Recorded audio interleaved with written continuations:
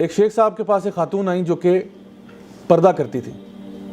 تو انہوں نے کہا کہ جی شیخ صاحب میرا شوہر جو ہے وہ دوسری شادی کرنا چاہتا ہے, تو آپ اس کو فتویٰ دے دیں کہ وہ دوسری شادی نہیں کر سکتا. تو شیخ صاحب نے کہا کہ بہن میں تو نہیں یہ فتویٰ دے سکتا, کیونکہ اللہ تعالیٰ نے جب اجازت دی بھی ہے تو وہ کر سکتا ہے.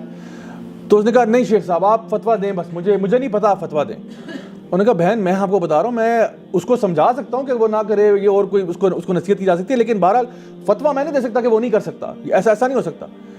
تو اس نے کہا شیخ صاحب میں آپ کو اپنی شکل دکھا نہیں سکتی, لیکن اگر آپ میری شکل دیکھ لیتے, آپ یہ کہتے کہ جو عورت اتنی خوبصورت ہے اس کے شوہر کے لیے لازم ہے کہ وہ دوسری شادی نہ کرے.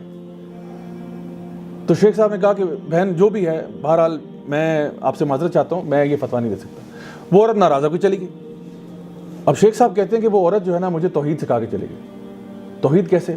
کہتے ہیں اللہ تعالیٰ نے اس عورت کو دنیا کا جو حسن دیا ہوا ہے اس حسن میں سے 0.000000001% حسن دیا ہے, اور اس حسن کی بنا پر وہ یہ سمجھتی ہے کہ میرا شوہر دوسری نہیں کر سکتا, میرے ساتھ کسی کو شریک نہیں کر سکتا. تو اللہ تعالیٰ جو تمام حسن کا مالک ہے وہ کیسے برداشت کرے کہ اس کے ساتھ کسی کو شریک کیا جا رہا ہے؟ اب ایک سوال پیدا ہوتا ہے کہ آخر اللہ تعالیٰ سے محبت کیوں کی جائے؟ چلیں اللہ سے محبت تو بعد میں ہم سوچتے ہیں, کسی بندے سے بھی محبت کیوں کی جاتی ہے دنیا میں؟ اب یہ محبت کا فلسفہ سنا رہا ہوں آپ کو. آپ جو بھی کوالٹی سوچ سکتے ہیں نا کسی بندے سے محبت کرنے کی, جان لیں کہ اللہ تعالیٰ میں وہ زیادہ ہے. اگر آپ کسی سے محبت اس لیے کرتے ہیں کہ وہ خوبصورت ہے تو ان اللہ جمیل و یحب الجمال, اللہ تعالیٰ خوبصورت ہے اور خوبصورت چیزوں کو پسند کرتا ہے, بلکہ اللہ تعالیٰ تو خوبصورتی کا پیدا کرنے والا ہے. اللہ سبحانہ وتعالیٰ المصور ہے, یعنی دنیا میں جو خوبصورتی اور رنگ بکھیرے ہیں اللہ نے بکھیرے, پوری کائنات میں جو رنگ بکھیرے ہیں اللہ نے بکھیرے, اور اللہ خود خوبصورت ہے. اور آپ کو پتہ ہے کہ جنت میں جب لوگ جائیں گے نا تو وہ اللہ تعالیٰ کا دیدار کریں گے, اور پھر اس دیدار کے بعد اس سے زیادہ کوئی چیز بھی ان کو محبوب نہیں ہوگی کہ انہوں نے اپنے رب کو دیکھ لیا. اور جب وہ اپنے رب کو دیکھیں گے وہ اور خوبصورت ہو جائیں گے, وہ بھی اور ان کے گھر والے بھی. تو اگر آپ کسی سے اس لیے محبت کرتے ہیں کہ وہ خوبصورت ہے تو اللہ سے زیادہ خوبصورت تو نہیں. اللہ تو خوبصورتی کا پیدا کرنے والا ہے, اور جس سے آپ محبت کرتے ہیں خوبصورتی کی وجہ سے, اس کی خوبصورتی کہاں سے آئی ہے؟ بازار سے لی ہے اس نے, وہ اللہ کی طرف سے آئی ہے. تو سوچے پھر اللہ خود کیسا ہوگا. اگر آپ کسی سے محبت اس لیے کرتے ہیں کہ بڑا کوئی نرم دل ہے, تو اللہ تو الرحمن ہے, الرحیم ہے, الغفور ہے, الغفار ہے, سب سے زیادہ رحم کرنے والا اللہ ہے.